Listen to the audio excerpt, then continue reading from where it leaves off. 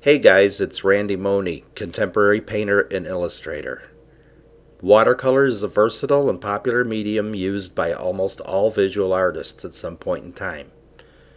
It dries fast and it's very easy to control, but there are a lot of techniques different artists use. Today I'm going to be doing a tutorial as I make this small abstract piece using wet in wet processes as well as wet on dry processes. Please enjoy the video. So what I'm doing here is I'm laying down um, some watercolor, just blue watercolor for a base.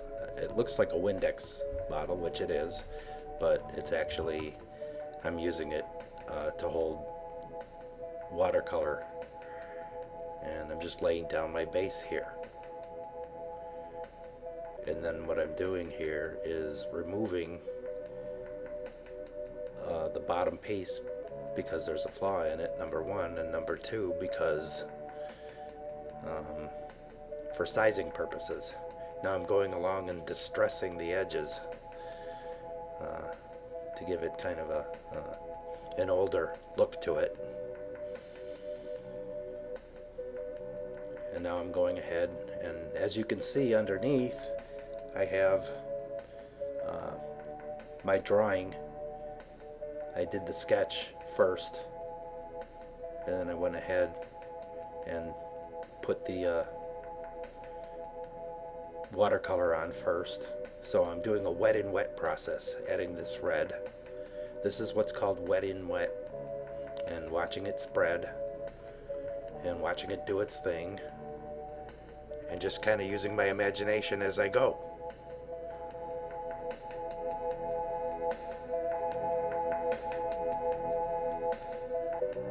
Now I'm using a piece of plastic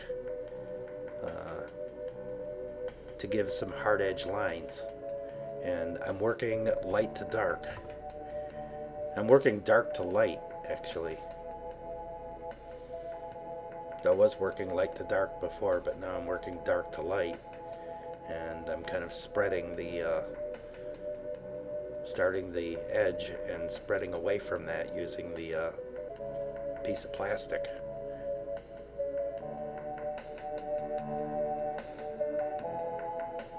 So I'm just going in and working the piece.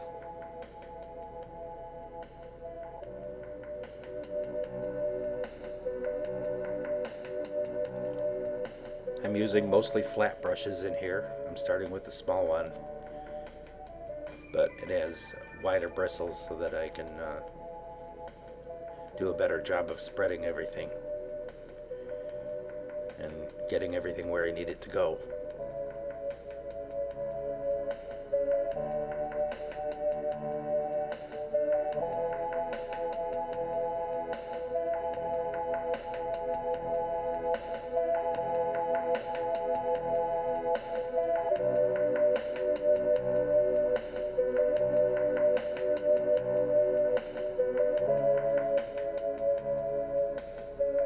This is actually more effective for me than a palette knife. Also, what I'm doing here is I'm using it to rest my hand.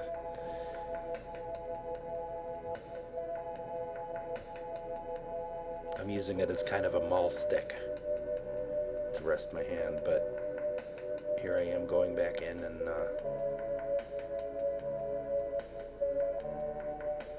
creating more lines.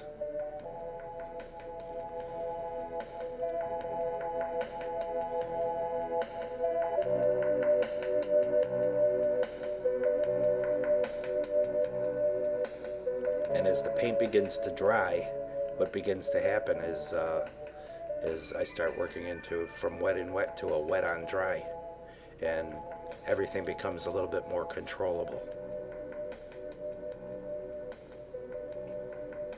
So here I am already working shapes, and there it is. I've already worked from dark to light and created a solid shape.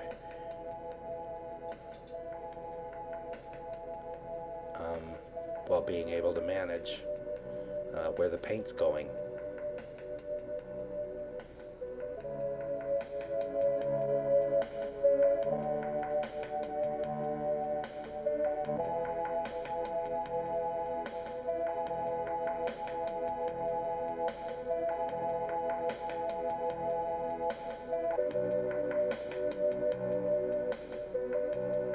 it's easier for me to add detail in some of the smaller areas first before going on to some of the larger areas where there's going to be either more wet and wet or more wet on dry.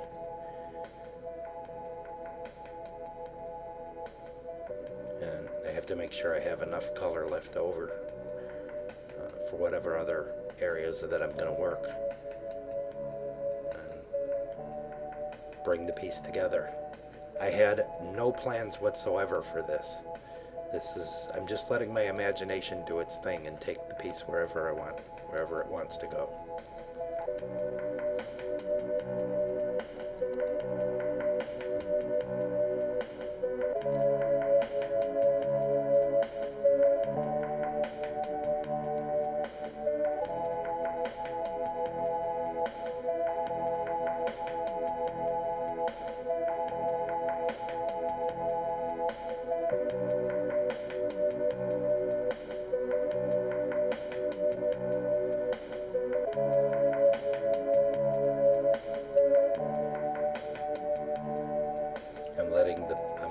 I'm letting the artwork lead me. Letting my brain do whatever it wants to do.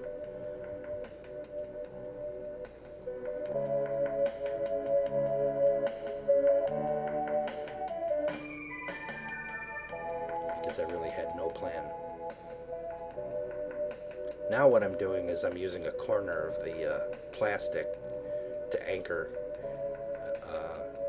into the piece and just doing these fanning patterns to give it a more interesting feel.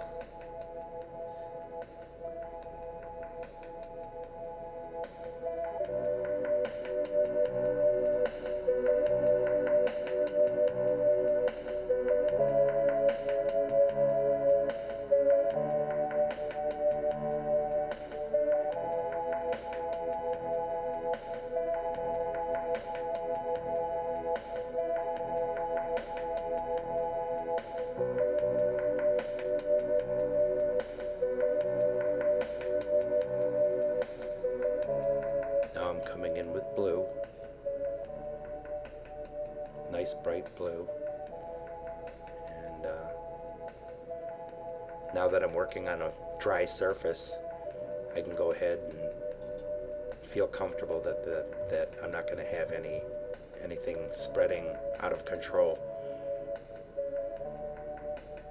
Wet on dry always gives you better control than wet and wet unless you plan carefully.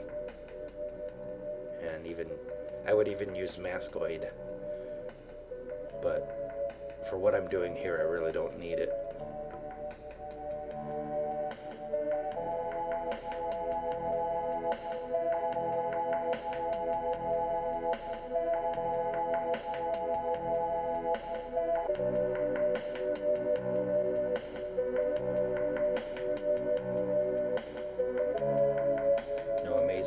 Dried fast enough for me to go ahead and put a lighter blue on top of that for added dimension.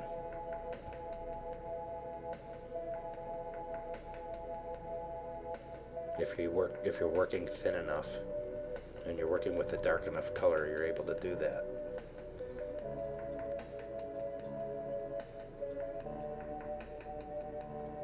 Much like with acrylics, only with watercolor, everything's less opaque. So, acrylics are very opaque. Sometimes with watercolor, you have to add a little bit of gouache or a little bit of. Sometimes I actually add even acrylic to a watercolor. But then I'd have to call the piece a mixed media piece. Now here I am working in some fine detail.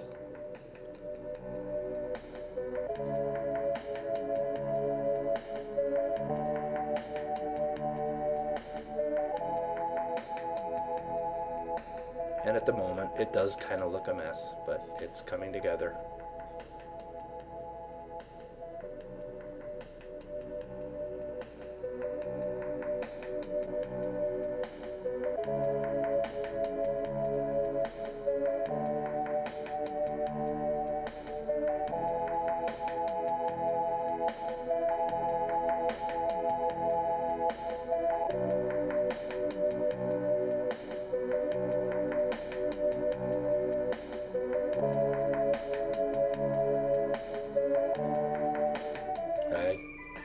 actually made a lot of blue here, a lot of this shade of blue, so I'm going to be able to use a lot of it.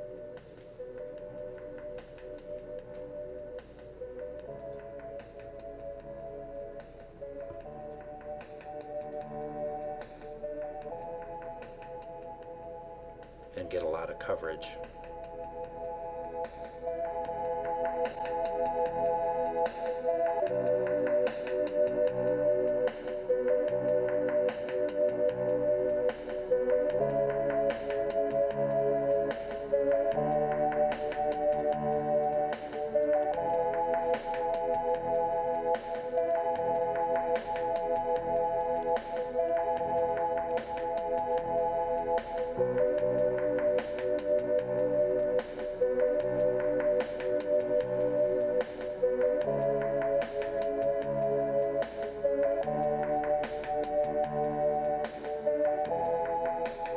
So now what I'm doing is I'm taking a wet brush on dry paint and I'm pulling out some areas of paint to expose what's underneath for the purposes of highlighting rather than going in with white.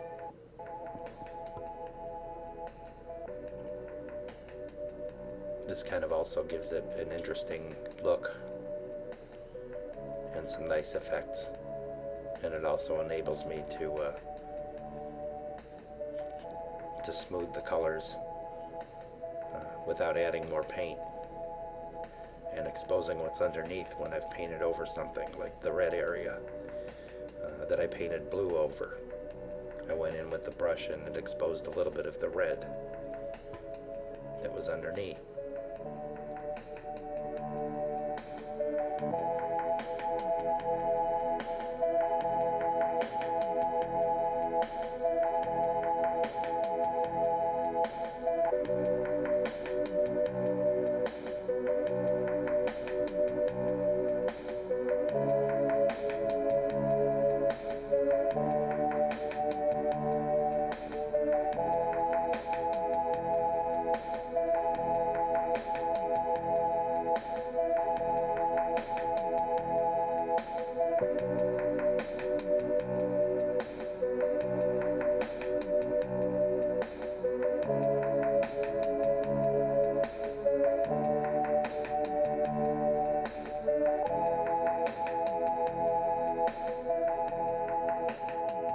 So now I'm thickening, broadening the lines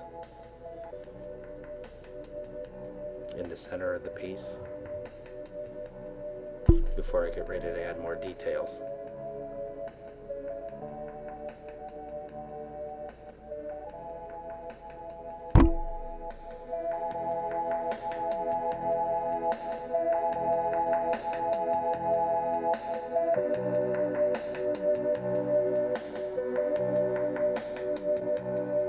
Now I'm using clear tape to mask off the areas that I don't want paint to go. I could be using drafting tape, but that would probably be more likely to damage the surface that I've already painted.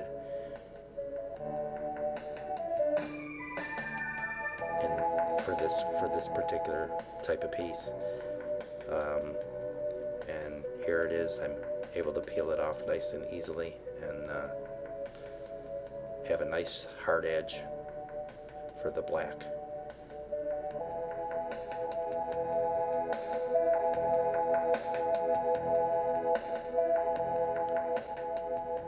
But always be very, very careful with tape, no matter what kind you're using, because there's always a chance that you're going to take some of the paint or some of the paper with you. It always works best on canvas, but if you're going to be doing it on paper, this is probably the best tape to use. Something that removes fairly easily without struggling, even though I find myself struggling here just a little bit. But nothing comes up from the paper. A little of the paint gets removed, but that's not that big of a deal. So I can go back and finish that off.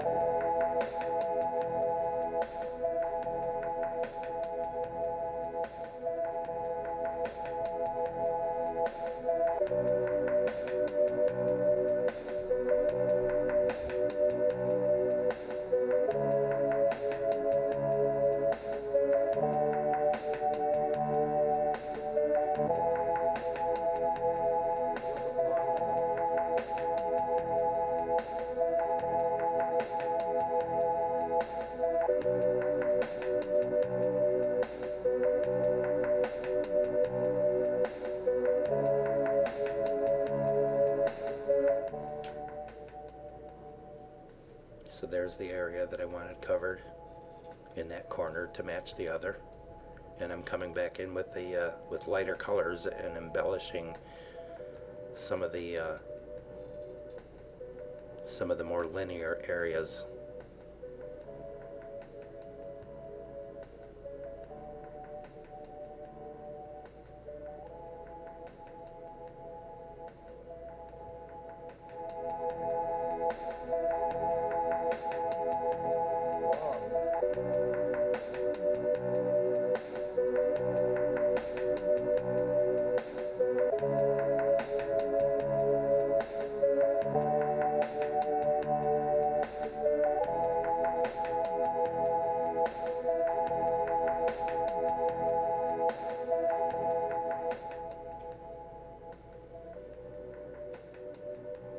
Now I'm using a very fine brush for the smallest of details.